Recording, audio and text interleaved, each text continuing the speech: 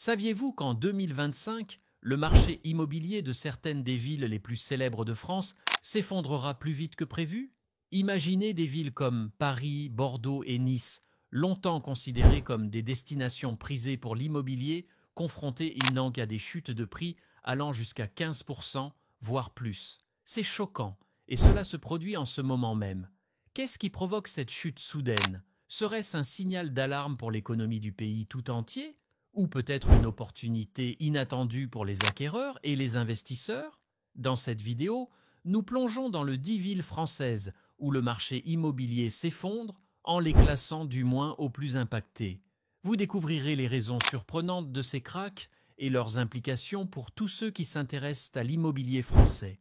Suivez-nous jusqu'à la fin, car la ville en tête pourrait bien changer à jamais votre façon d'envisager l'achat immobilier en France. Numéro 10. Dijon. Dijon, mondialement connu pour sa moutarde et sa riche histoire, fait désormais la une des journaux pour une raison bien différente. Le marché immobilier de la ville est en déclin. Après des années de croissance régulière, des données récentes montrent que les prix de l'immobilier ont chuté d'environ 5%, rien que l'année dernière. Même si cela peut paraître modeste comparé à d'autres villes, il s'agit d'un changement significatif pour un marché jusque-là considéré comme stable et attractif, tant pour les habitants que pour les investisseurs. Alors, qu'est-ce qui explique ce déclin inattendu à Dijon? Plusieurs facteurs entrent en jeu. Premièrement, l'économie de la ville, traditionnellement ancrée dans l'agriculture et la petite industrie, a dû s'adapter aux industries modernes, ce qui a entraîné un ralentissement de la croissance de l'emploi et une baisse de la demande de logement. Deuxièmement, les jeunes habitants migrent de plus en plus vers des villes plus grandes comme Lyon ou Paris, à la recherche de meilleures opportunités de carrière, ce qui entraîne un ralentissement de la croissance démographique locale.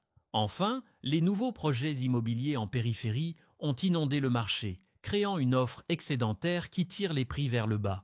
Qu'est-ce que cela signifie si vous envisagez d'acheter ou de vendre à Dijon?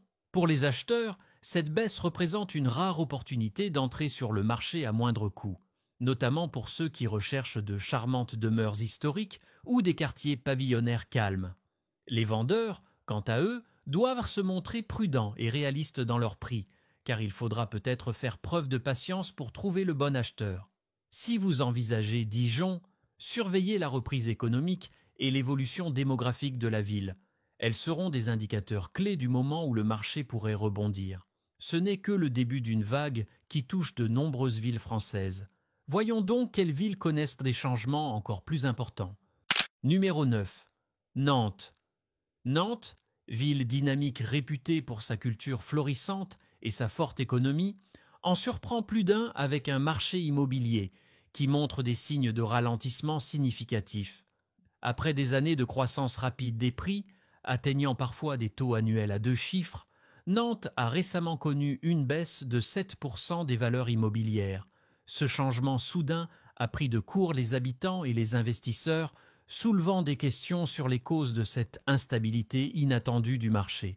L'une des principales raisons est la hausse du coût de la vie, conjuguée au durcissement des règles hypothécaires en France, qui a rendu l'emprunt plus coûteux et plus difficile pour de nombreux acheteurs. En conséquence, la demande de logement a fortement diminué. De plus, la croissance démographique de Nantes a commencé à ralentir, certains habitants recherchant des options plus abordables dans des villes plus petites et plus proches, ou dans des métropoles plus grandes, offrant davantage d'emplois comme Paris ou Lyon. Un autre facteur impactant Nantes est l'augmentation de l'offre de nouveaux logements, notamment en périphérie, ce qui offre davantage de choix aux acheteurs, mais exerce une pression à la baisse sur les prix. La combinaison de ces facteurs signifie que les vendeurs nantais sont désormais confrontés à un marché plus concurrentiel, où les biens restent plus longtemps sur le marché et où la hausse des prix n'est plus garantie.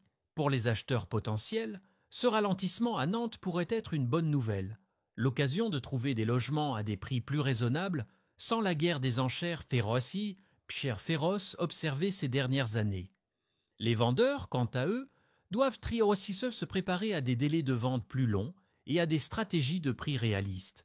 Numéro 8. Toulouse.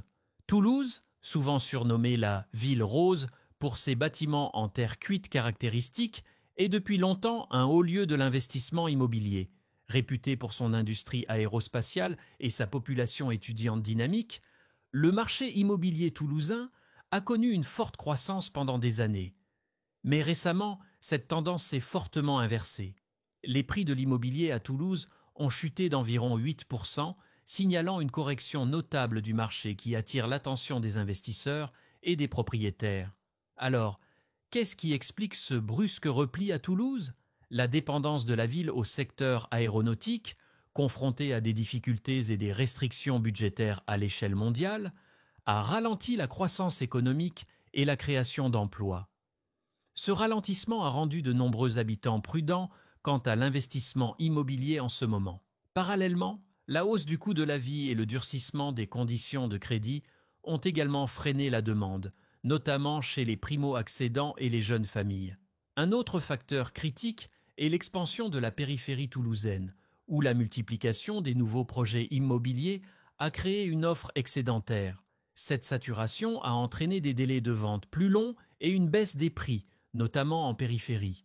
De plus, certains résidents de longue date choisissent de s'installer dans des villes plus petites à proximité, à la recherche de logements plus abordables, ce qui impacte encore davantage la demande de logements dans la ville. Pour les acheteurs, le marasme actuel du marché toulousain offre l'opportunité d'acquérir des logements à prix réduit, notamment dans les quartiers centraux où la demande reste relativement forte. Les vendeurs, quant à eux, doivent aborder le marché avec prudence et réalisme, sachant que les ventes rapides peuvent être rares en cette période. Numéro 7. Montpellier. Montpellier, ville méditerranéenne ensoleillée, célèbre pour ses universités et son dynamisme juvénile, est l'un des marchés immobiliers les plus dynamiques de France.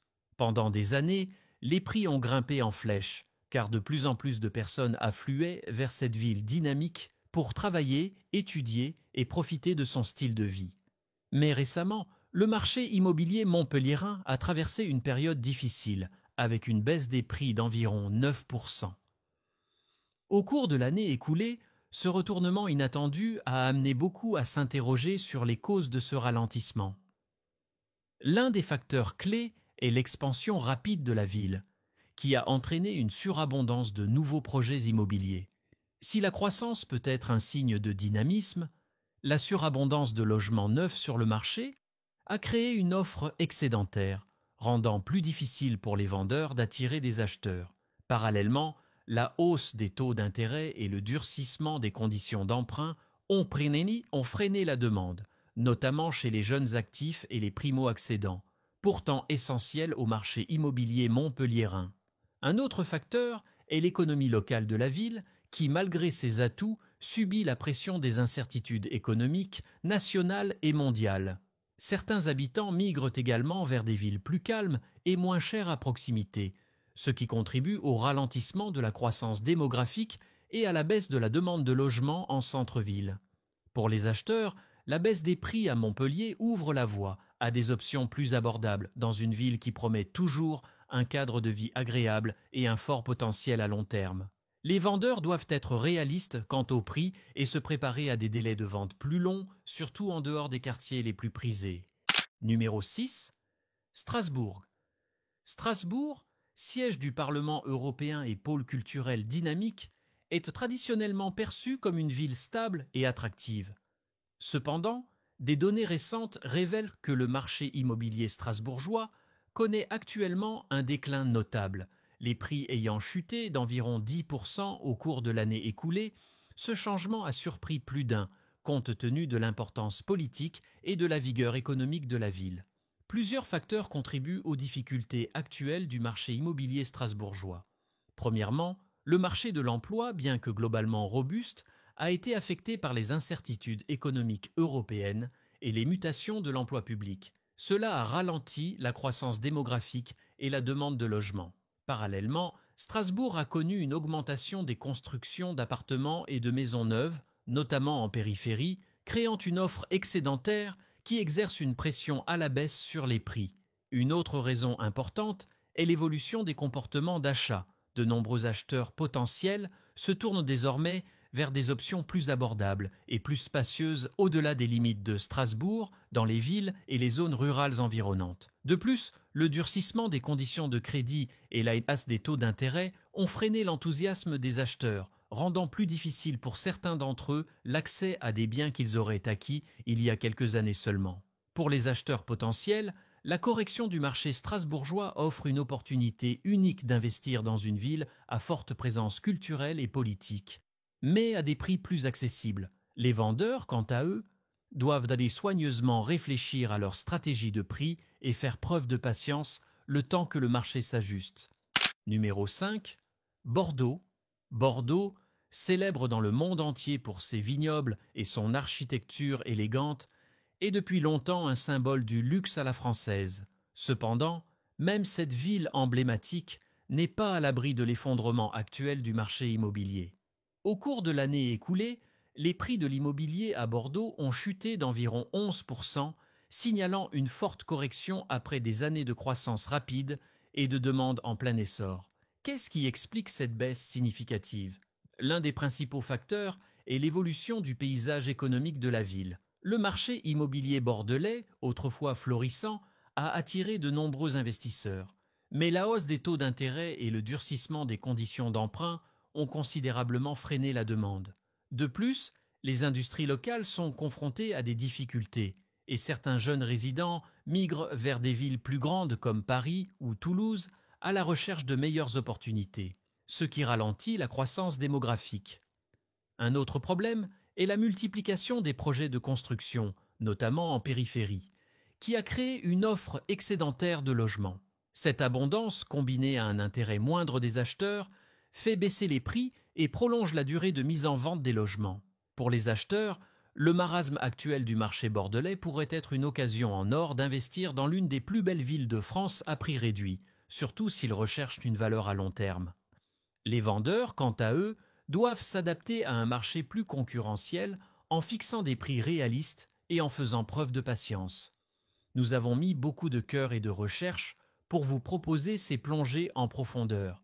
Donc si vous avez trouvé cette vidéo utile, n'hésitez pas à la cliquer ici, s'abonner, un simple clic suffit, mais c'est très important pour nous. Et n'oubliez pas de laisser un commentaire ci-dessous pour partager vos impressions et votre expérience. Nous sommes ravis de vous lire. Numéro 4. Lyon. Lyon, troisième ville de France et pôle économique majeur, est depuis longtemps loué pour son mélange de charme historique et de développement moderne. Mais de récentes études de marché révèlent une réalité surprenante. Les prix de l'immobilier à Lyon ont chuté d'environ 12% au cours de l'année écoulée. Cette crise ébranle la confiance dans une ville que beaucoup considéraient comme une valeur sûre pour l'investissement immobilier. Quelle est la cause de cette baisse à Lyon ? L'un des principaux facteurs est l'expansion urbaine rapide de la ville. Si la croissance est généralement synonyme d'opportunité, la périphérie lyonnaise est désormais inondée de nouveaux projets immobiliers, ce qui entraîne une offre excédentaire. Cet excédent complique la tâche des vendeurs qui souhaitent maintenir des prix élevés, notamment dans les quartiers excentrés. Parallèlement, le coût de la vie a fortement augmenté à Lyon, poussant certains habitants à se tourner vers des quartiers plus abordables en dehors de Lyon, voire vers des villes plus petites. De plus, le durcissement des réglementations hypothécaires et la hausse des taux d'intérêt freinent l'enthousiasme des acheteurs, notamment des jeunes et des primo-accédants, qui alimentaient autrefois la forte demande du marché.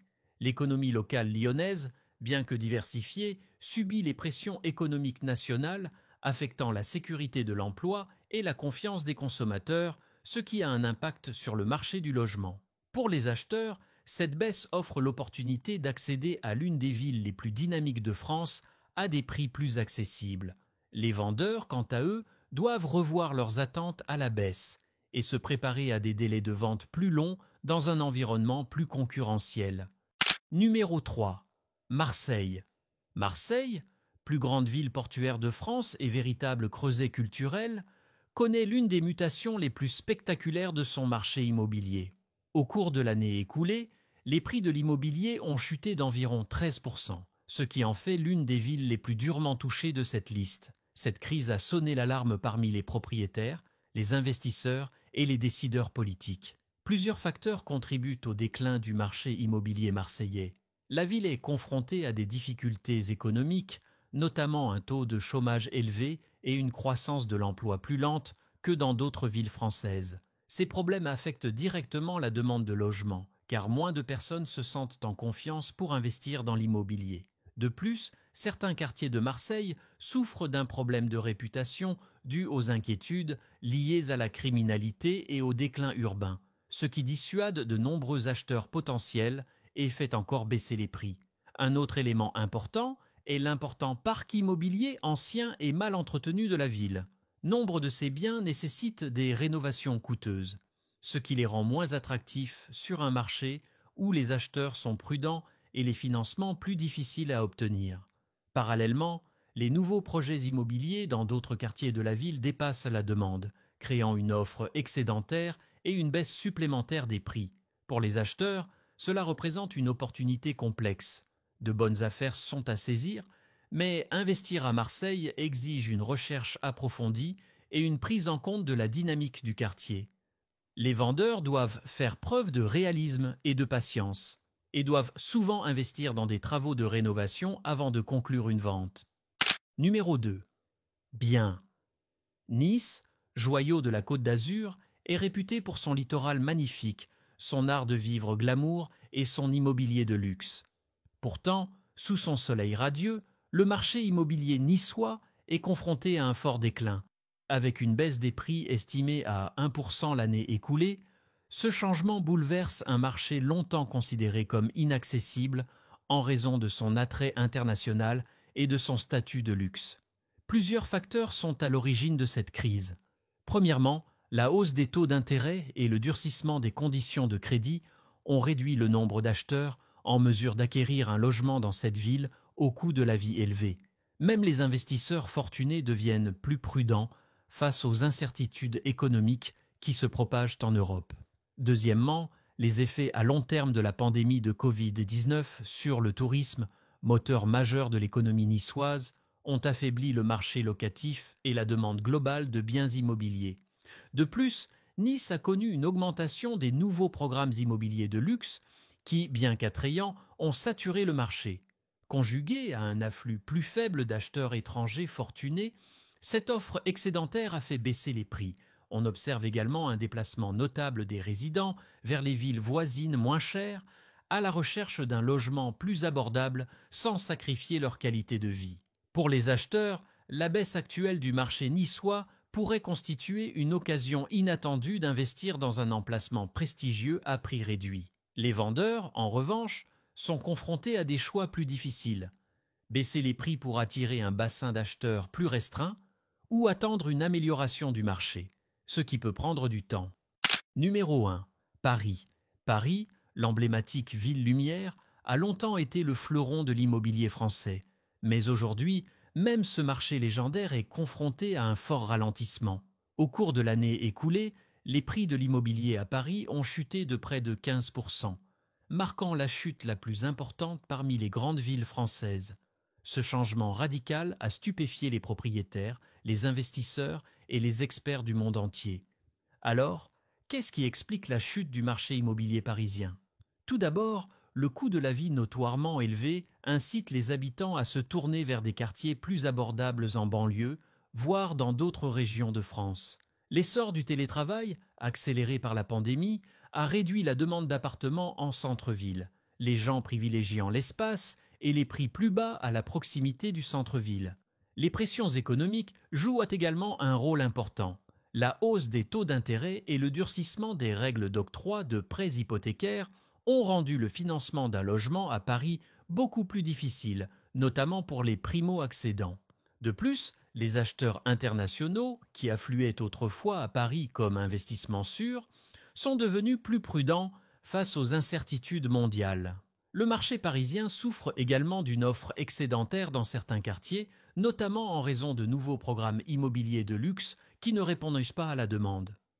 Les vendeurs ont de plus en plus de mal à obtenir le prix demandé, et les biens restent sur le marché plus longtemps qu'auparavant. Pour les acheteurs, cette crise représente une occasion rare d'acquérir un bien immobilier à prix réduit dans l'une des villes les plus prisées au monde.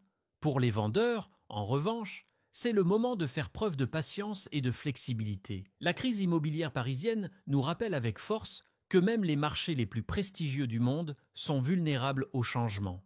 Elle annonce une nouvelle ère pour l'immobilier français, pleine de défis, mais aussi d'opportunités potentielles. Comme nous l'avons vu, l'effondrement du marché immobilier qui frappe ces 10 villes françaises est une histoire complexe et évolutive. Des subtiles mutations de Dijon aux chutes de prix spectaculaires de Paris, chaque ville est confrontée à des défis spécifiques, façonnés par les économies locales, les changements démographiques et les pressions financières plus larges. Il ne s'agit pas seulement de chiffres sur un graphique, il s'agit de personnes, de familles et d'investisseurs qui traversent une période d'incertitude. Si un marché en chute libre peut paraître alarmant, il ouvre également de nouvelles opportunités.